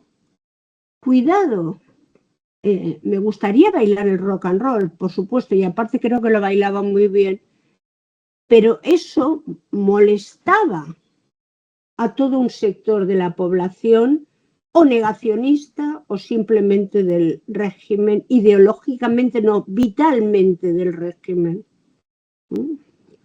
Bien, es una pregunta. Entonces, lo que sí hemos visto que cuando puse el título, el testimonio frente al negacionismo, me di cuenta precisamente algo que ha salido hoy y me ha emocionado, ¿no? La estrategia del testimonio es usada no solo por personas de alto nivel cultural, sino por personas de todo nivel, y no solo con la palabra, sino con los objetos, como se ha visto hoy, y con el escrito, desde cuadernos lujosos a papelitos que hay por las casas, desde pintadas en los muros hasta el resto de cualquier papel, como en las vitrinas del Museo Judío de Berlín o en el cajón y la caja de la casa de los abuelos de cualquier pueblo de España. Esto lo tenía escrito, pero es que me lo habéis contado vosotras. En cualquier casa, en cualquier pueblo, en cualquier sitio está esa caja, o por lo menos en muchos sitios está esa caja. Por lo tanto, el testimonio es una manera de levantar barreras ante el mal y una oportunidad para utilizar el lenguaje de modo no perverso. Decir asesinato frente a agujero en el estómago. Un asesinato es un asesinato. Un agujero en el estómago es una perforación puramente orgánica que puede ser por una enfermedad de lo más común, desafortunadamente. No es lo mismo. En uno está la intervención del otro y en el otro no. Bueno, creo que me habéis entendido, ¿no? Entonces, en nosotros tenemos un reto, y es que la expresión, por ejemplo, guerra civil, en realidad no fue una guerra civil, fue una sublevación militar que atentó contra el poder constitucional. Otro eufemismo. La cruzada también aludía a Dios y a la cruzada representada por la Iglesia Católica del lado del poder militar.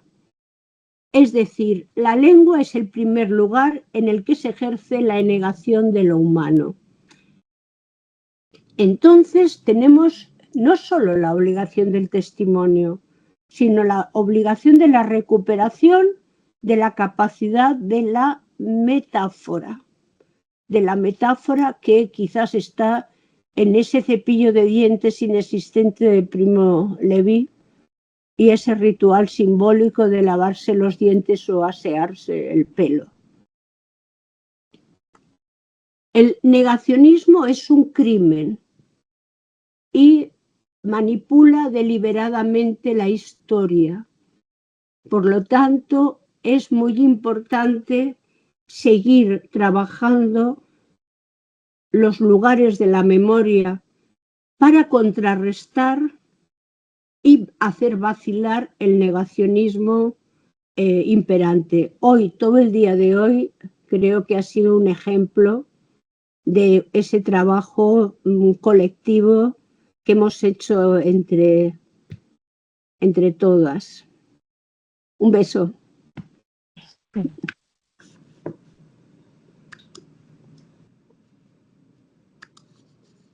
A ver que cierre aquí. Bueno, qué lujo de día y qué final tan bonito. Gracias, Pilar. Bueno, no sé, nos queda abrir un turno de palabras para terminar. Teníamos pensado hacer un llamado a la acción que hemos comentado antes y que, bueno, que estas tres últimas intervenciones nos interpelan para ello. Así que si queréis, abrimos un pequeño turno de palabras para terminar y, bueno,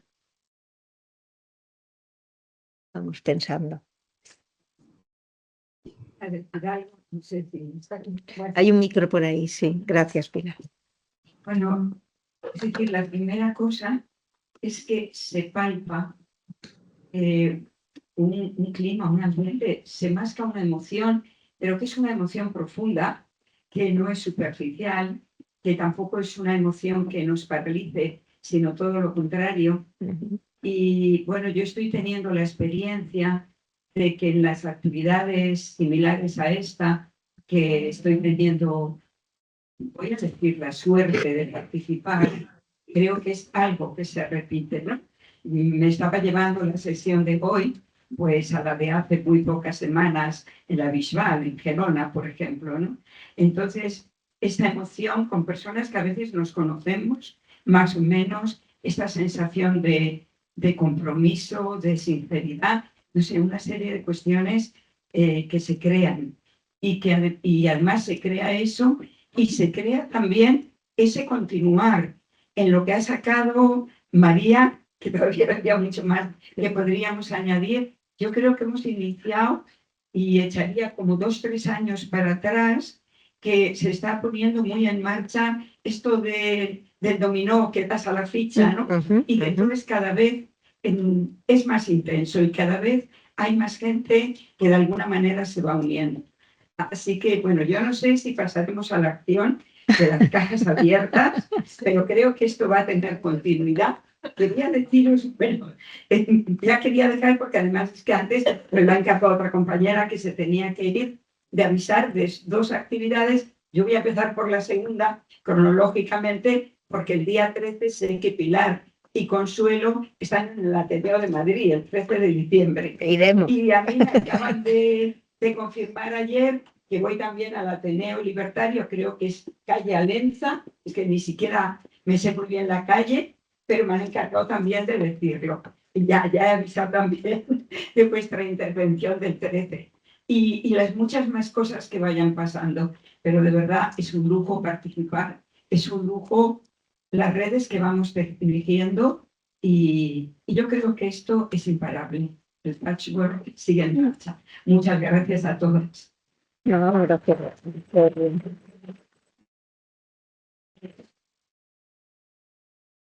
Qué bien. ¿Hay alguna mandarina? Me está merendando. Ya que lo tengo. Lo aprovecho. Ya que lo tengo, lo aprovecho.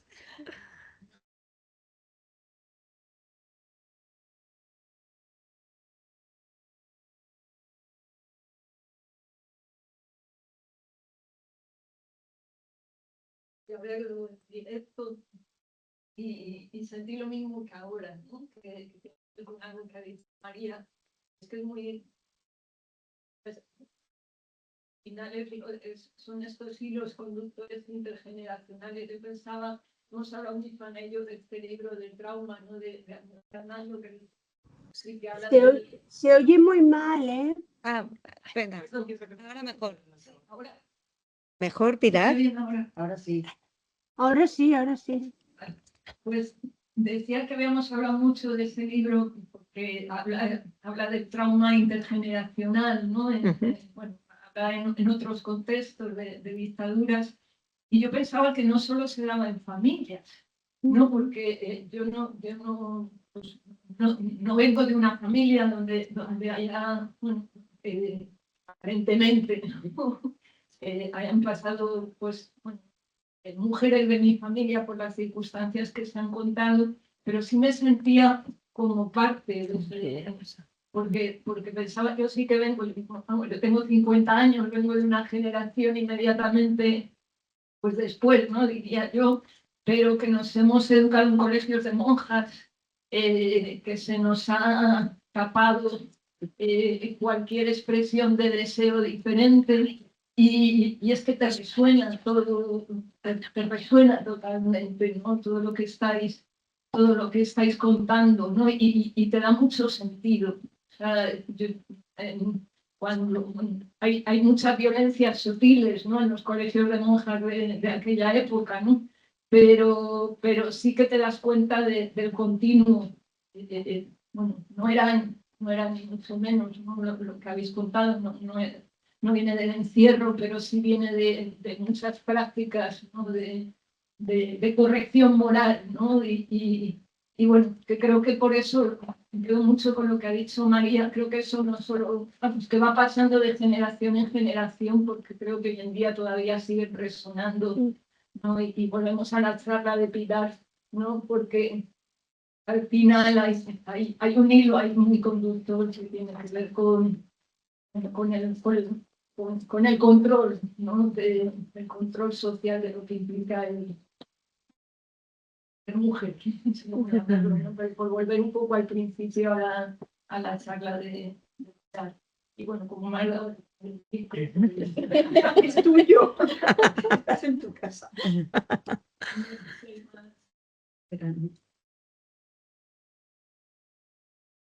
Pilar, a lo mejor tendrías que explicar lo de las cajas. Lo digo porque no todo el mundo estaba presente en el día que dijimos lo de abrir cajas. O a lo mejor lo puede explicar Elena ya que tiene el micro. Eso, pues dale. ¿Quieres venir aquí que te vean desde casa? No te ven. Es que estoy como impactadísima de todo el día. Yo aterricé un día en una reunión, porque estoy en el proyecto CIMES, me sonaba esto del patronato, agarrar silencios, hacemos algo. Fue en esa reunión y se me abrió una ventana. Posible todo. Siendo feminista, trabajando sobre violencias, ¿no? Lo que es la profunda ignorancia en la que nos han hecho vivir tanto rato, ¿no? Entonces, primero agradeceros aquella reunión y paso después y todo el día hoy, ¿no?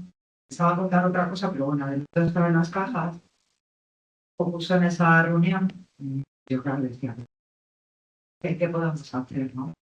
La pregunta como que siempre me inquieta. Me venía a la cabeza lo que hacen a veces de los hackatones para Wikipedia, ¿no? De cómo enfocarnos, vamos a hacer entradas que tengan que ver mismo con mujeres, tal.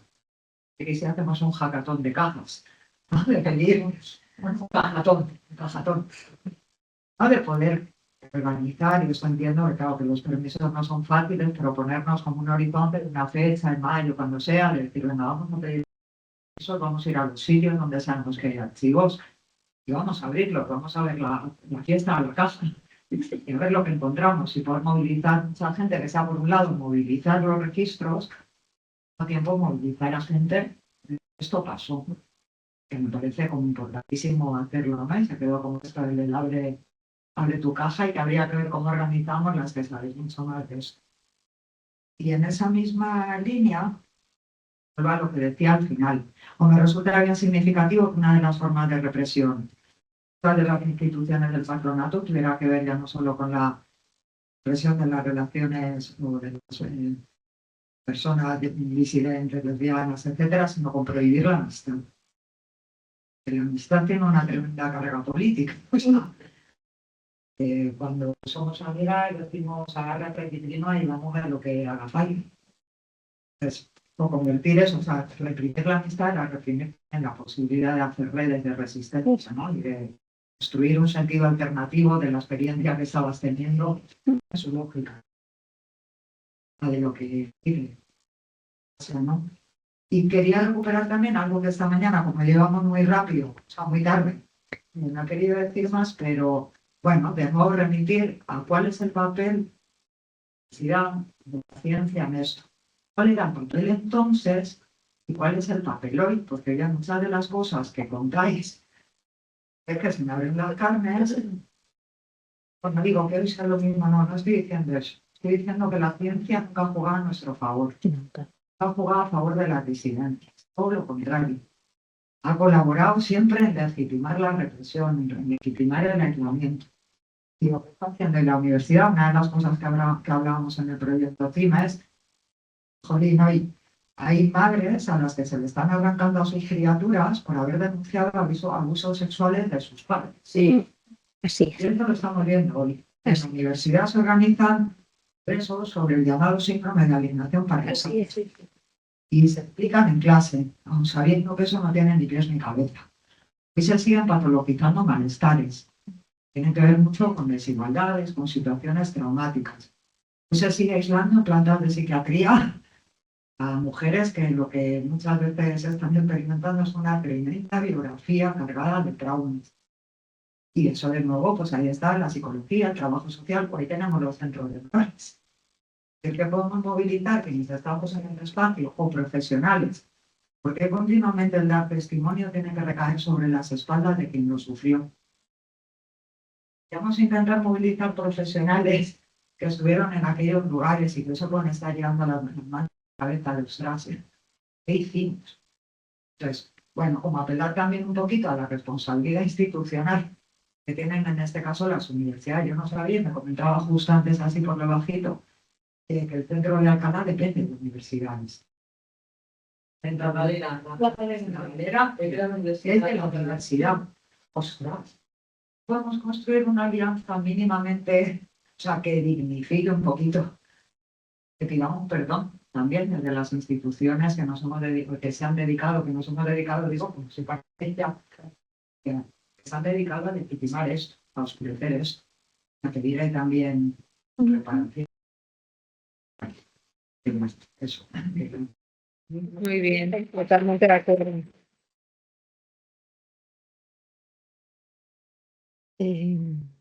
No sé. Pues claro. Y algo caracterizó al franquismo fue el quebranto de la frontera entre el bien y el mal. Ninguna de estas congregaciones, ninguna monja, absolutamente ninguna, tiene conciencia de haber obrado mal. Y esto es algo muy profundo. Es decir, para ellas esto era una labor social. Pero ellas lo creían así. Es decir, cuando nos castigaban, cuando nos veían llorando 4 horas y te decían, llora un poquito más y te llevo a 100 pozuelos. Estás muy guapa cuando lloras. Esa falta de compasión formaba parte de su plan rehabilitador. Es decir, ellas, todo aquello que nos hicieron, no lo hacían para jodernos o para destruirnos, no. Ellas decían, es por tu bien. Tu bien me hizo mucho mal. Y eso es lo que ellas tienen que entender. El problema es que quienes nos hicieron esto a nosotras ahora son octogenarias largas y nonagenarias. Entonces, si nosotras las lleváramos a un tribunal, seríamos lo peor. Porque estamos llevando a una anciana pobre que no se sostiene, que cómo pudo hacer, que no. Es decir, ellas van a morir tan tranquilas, convencidas de que han hecho una labor social y de que todo era por nuestro bien. Y a lo máximo que están dispuestas a reconocer es que entonces España era otra y eran otros tiempos. No, el bien como tal es un concepto solo y el mal es otro. Se quebrantó. Y de ahí la esquizofrenia social. Sí, eso. Sí, no sé si respondemos ahora o... Sí, sí, Bueno, sí, solamente para lo que dice Consuelo, o sea, eso nosotras lo hemos vivido. Totalmente, es decir, cuando hemos preguntado a algunas religiosas o han preguntado a algunas religiosas, lo que decían es que ellas hicieron lo mejor para los niños. Eran lo mejor para los niños, ¿no? Es decir, bueno, incluso el romper documentación, de manera que se ha reconocido, se ha roto documentación, se ha destruido, era para evitar el disgusto del niño de conocer a gente vale, era su familia biológica, pero que no tenía por qué conocer aquello, ¿no? Sí, sí. Entonces, no es una cuestión, porque claro, mucha gente pregunta, pero no se arrepienten, no se pueden arrepentir porque no tienen conciencia de que han hecho algo mal. Al contrario, su conciencia es que actuaron adecuadamente, bien por su concepción de esa responsabilidad religiosa, moral, ¿no?, que ellas deben tener, o bien porque, bueno, estaban al servicio de sus superiores. Eso es una respuesta que dieron a un periodista cuando preguntaron a una de las monjas imputadas, ¿no? Bueno, yo seguía... Sí. Eso que no sé si me oye, no tengo costumbre. ¿Se me oye? Sí, sí. Pienso que hay en ellas falta de humanidad. Mucha falta de humanidad, porque yo he estado hasta los 21 años en mi pueblo y conozco casos que se iban a de monja porque la dejaban. Pero varios casos. Sí, esto también es otra. Y entonces su vida ya, si ellas lo tenían mal, pues qué más da como lo tuviesen los demás. Estaban en eso y se habían ido a eso forzadas, porque ya no podían, no se iban a casar. Ya habían tenido un novio y ya estaban rechazadas por el pueblo. ¿Y no creéis que sería muy importante que fueran a juicio alguna? Bueno, En algunos casos han ido. sí, Tiene alguna... 90 años, la justicia es muy lenta. Si denunciamos, hombre, yo llevar a una mujer de 90 años a no sé qué. A ver, alguna ha ido. Sor María estuvo imputada. Eso era Aurora, ¿no? Sí, en Valencia también. Entonces, ¿qué es lo que ocurrió? Pues que cuando ella fue en una ocasión al juzgado, pero no dentro del juicio, sino estaba como imputada, que era como investigada, ¿no? Pero luego ya la llamaron como testigo y que tenía que, esto ya era una obligación que tenía que ir. Decir la verdad. 3 días antes se murió. Entonces, bueno, hay quien dice que no se murió, pero esas cuestiones conspiranoicas, yo por lo menos no. No, yo no. No, porque es verdad, pues porque estaba muy vieja y entonces, pues, y enferma, ¿eh? Entonces, bueno, pues sí, se murió y se acabó. Pero cuando la grabaron, la señora, se hizo el programa del otro día en la SER, ella dijo que todo estaba bien. No, claro, ella iba porque la habían llamado. Sí, lo he visto. Sí.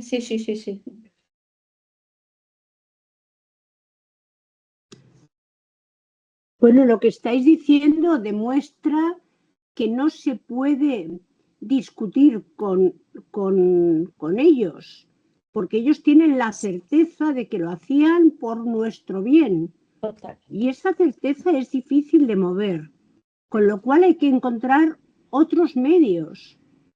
No el enfrentamiento eje A' de porque que aparecemos como las rojas de nuevo. No se trata de eso, se trata de justicia para todas aquellas niñas y adolescentes, que algunas no sabían ni lo que eran los Beatles. Lo digo porque ya he citado a los Beatles hace un rato. Es inútil discutir cuando Consuelo ha hablado con la Confer y todo esto, dicen un rollo patatero. Sí, tomamos nota, no sé qué, no. En realidad es porque le estamos molestando, pero ellos piensan que lo hacían por nuestro bien, como los niños lo robaban a las muchachas porque iban a tener buenas familias. Es todo una locura, es un entramado ideológico, pero no solo ideológico, sino de coartada muy bien construido. Hay que desmontarlo de otra manera. Sí. Hay una persona del público que quería intervenir, Irene también, o sea que... Que partiendo de la base que ellas pensaban que le quitaban un hijo a una mujer que no merecía ser madre, que lo daban a una familia que iba a tener esa criatura en mejores condiciones, de todo tipo, vale. pero yo mantengo su crueldad y su sadismo. A mí me han metido, ¿tú te acuerdas, os acordáis, los bidones de leche en polvo que nos daban en los colegios? A mí me han metido en ese bidón y me han tenido la mañana entera. O me han atado con cuerdas a una silla de NEA para que no las molestara. Yo era pequeña, he estado en otro, cuando he estado pequeña en otro colegio de monjas, yo me hacía pis en la cama y me lo estaba haciendo hasta los 12 años. Y en el somier me ponían el colchón con la parte mojada en la cara y ahí me tenían todo el día. Yo he conocido a una niña al lado que tenía que cuidarse de otra pequeña, porque era de pago, de estas de lo que tú dices, pues esa niña estaba mejor considerada, yo que sí. Y se le olvidó quitarle el orinal. Le hicieron beber el pis. O sea, eso es sadismo puro. Total. Eso es sadismo. Y eso no me lo quita nadie de la cabeza. Y había monjas estupendas, ¿eh? La que yo cojo y te he conocido mejor del mundo se salió inmediatamente de convento. Bendito sea Dios. Pero repartían niños como quien reparte eso, cartas, quien reparte, bueno, pues esta niña le vamos a dejar mejor con esta familia, la otra. Pero tú quién eres. Déjame que te diga una cosa. ¿Tú quién te crees que eres para decidir cosas de ese tipo? Para decidir algo así. Se creían Dios y tenían toda la impunidad del mundo. Eso. Porque ese era el problema, que podían, lo hacían, lo que decimos, lo hacían, podían. Claro. Pero eran muy frustradas, muchas mujeres muy frustradas, que entraban en un convento pues porque no tenían otra salida. Entonces pagaban toda su rabia y su frustración, ¿con quién? Con los pequeñitos, con los débiles. Hay una persona en el online que también lleva con la palabra pedida, no sé quién es, no veo, a ver, en este formato no veo tu nombre. Ah, es Grecia. Es Grecia, vale. ¿Sí? ¿Voy ahora? ¿Sí? Sí. Ah, bueno. Bueno, les saludo aquí desde el otro lado del charco, desde la Ciudad de México. Todavía es de mañana acá. No alcancé pues a escuchar todo el día, ¿verdad? Porque era madrugada, pero lo que alcancé a escuchar pues me emocionó mucho, me pareció muy, muy importante que se esté hablando este tema. Me acuerdo hace bueno, ya tiene bastante que con Dau y otras compañeras fuimos a este podcast en vivo que se llama De esto no se habla, me parece que es ahí en Madrid. Sí. Y fue la primera vez que al menos yo había escuchado todo esto y pues sí fue muy, muy impactante y también pues muy emocionante ver a las compañeras que estaban ahí también de las asociaciones. Y justo ese día y es hacia donde quería yo plantear hoy una inquietud. Hablábamos de muchas coincidencias que hay también con algo en lo que yo trabajo más cerca, que es el tema de las violencias psiquiátricas, manicomiales y todo esto, ¿no? Que al final también pues funcionan con base en el control y el castigo, ¿no? En nombre de la salud mental y todo eso, ¿no? Pero que tienen muchas coincidencias también en eso y en que no se reconocen como violencias muchas cosas que sí se viven de esa forma, ¿no? Que sí lo son. Y con varias compañeras de diferentes organizaciones, también de la academia, pero también, digamos, como desde el interés de hacer investigación más vinculada a tal vez cuestiones de derechos humanos o más vinculadas, o sea, no necesariamente académicas, quiero decir, sino que surgen a veces desde otros tipo de procesos o formatos. Tenemos siempre una discusión o un debate que es la inquietud que yo quiero plantear ahorita, que no es para que se responda ahorita porque yo sé que es todo un debate, pero el tema de cómo y qué preguntar para no revictimizar cuando se habla de estos temas que implican revivir a veces pues cosas muy, muy fuertes, ¿no? Y muy dolorosas, que por un lado sí es necesario o hay intención de que se sepan, pero por otro lado también puede haber este proceso de retraumatización o de revictimización cuando hacemos investigación en estos ámbitos, ¿no?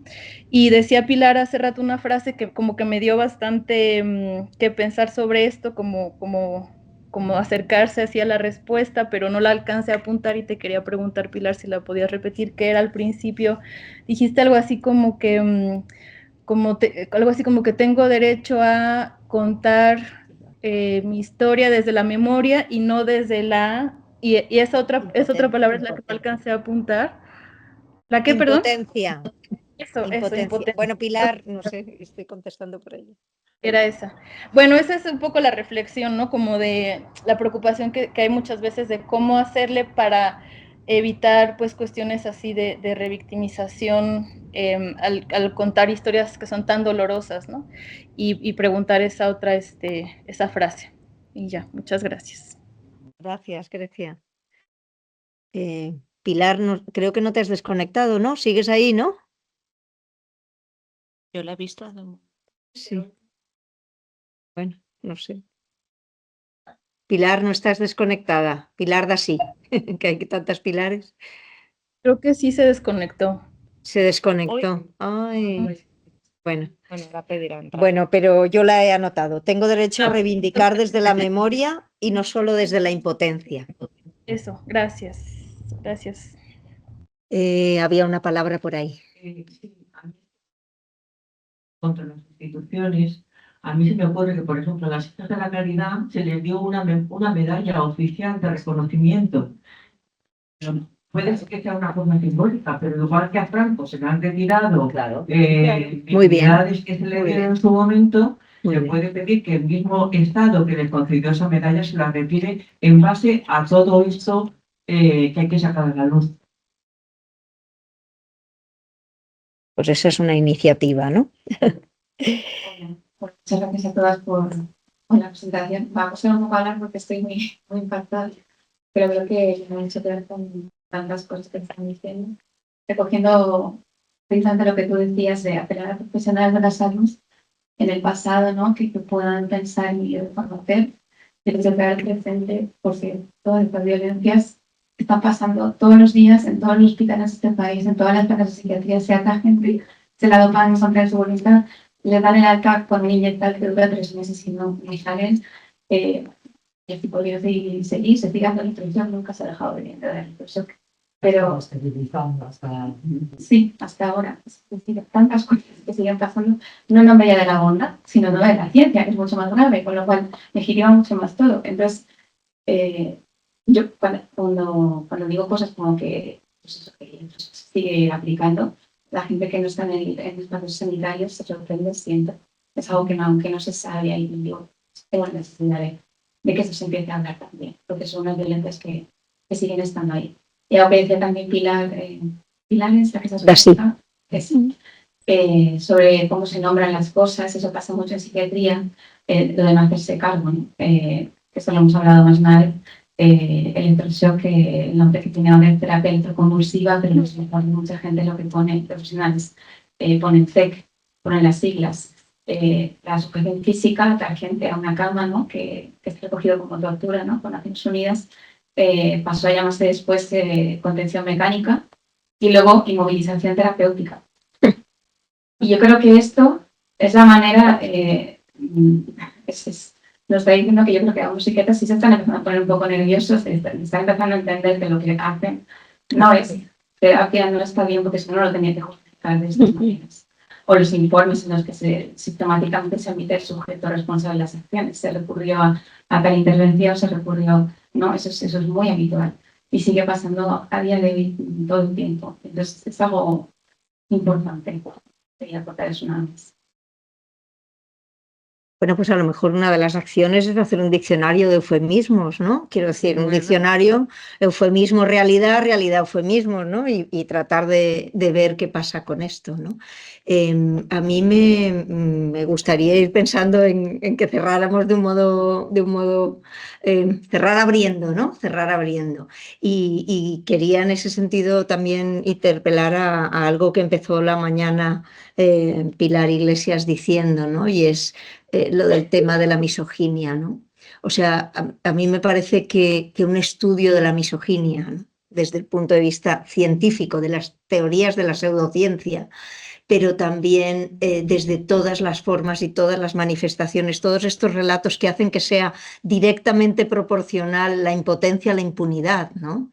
O sea, cuanta más impunidad, más impotencia. O sea, ¿cómo podemos darle la vuelta a eso? para que si van a ser proporcionales, que sean inversamente proporcionales. Es decir, ¿cómo le damos la vuelta a eso para que verdaderamente cuanta más impunidad, esa impotencia nos lleve a la acción, ¿no? Entonces, bueno, yo creo que si tienes la palabra pedida y me he colado, pues que la aproveches para cerrar. Bueno, No, estaba bien es que antes. debe estar un poco así, pero Es según la posición en la que sí, pues, ahora. se oye. A ver, dos cosas, porque ahora con lo último que ha dicho ella también, a mí me parece que empezamos claramente, estamos hablando de hacer justicia, algo que ha sucedido, pero todo el tiempo estamos haciendo referencias también al presente, es decir, qué violencias continúan con formas nuevas o con nombres nuevos, y me parece que también siempre este trabajo lleva esta línea, ¿no? La justicia, lo que ha pasado, pero también a interrogarnos sobre el presente, y creo que ha salido. Y después tú vuelves a poner en la mesa, y yo creo que varias compañeras, el tema del discurso científico-médico, el tema de la academia, que ha puesto ella también. Entonces creo que se abren líneas ahí muy interesantes, ¿no? Y en esa construcción del discurso científico-médico sabemos cómo también sigue habiendo sesgos clarísimos de género en el abordaje de la salud, que eso creo que es muchísimo el tema de vuestro proyecto, ¿no? Entonces creo que hemos ido uniendo, será seguir en el melonar o seguir abriendo melonar. Y en cuanto a lo de las denuncias, etcétera, es decir, vuelvo a una idea que yo cada vez que he ido trabajando en esto me viene una y otra vez. Es claro que las victimarias directas eran las monjas, porque eran las que estaban ejerciendo esa actividad, esa acción dentro de los conventos, que no dejaban de ser mujeres dentro de una estructura absolutamente patriarcal como la Iglesia Católica. Y fijaros que una y otra vez el sistema patriarcal nos pone a las mujeres como enemigas de las mujeres. También son las madres las que tienen la obligación al final de llevar a la mutilación genital a sus hijas. Nunca son los padres, pero luego también saben que a lo mejor no los van a aceptar las mujeres del grupo, los hombres del grupo. Es decir, me voy a esta referencia porque una y otra vez se nos encomienda ser las propias castradoras de nuestras hijas y las que... Entonces, las monjas eran una pieza más. Evidentemente podría haber personalidades más o menos patológicas y monjas que se salieron, como una muy famosa en Irlanda, que cuando va por una primera vez a una lavandería de la Magdalena, ella estaba en otro convento y cuando ve aquello que hace su propia orden, no solamente se sale, sino que se convierte en una de las figuras que ha luchado muchísimo por el tema de las lavanderías y tal, este tipo de violencia en Irlanda. Pero en cualquier caso, no podemos perder nunca de vista que es toda una construcción, una violencia sistemática, con la implicación siempre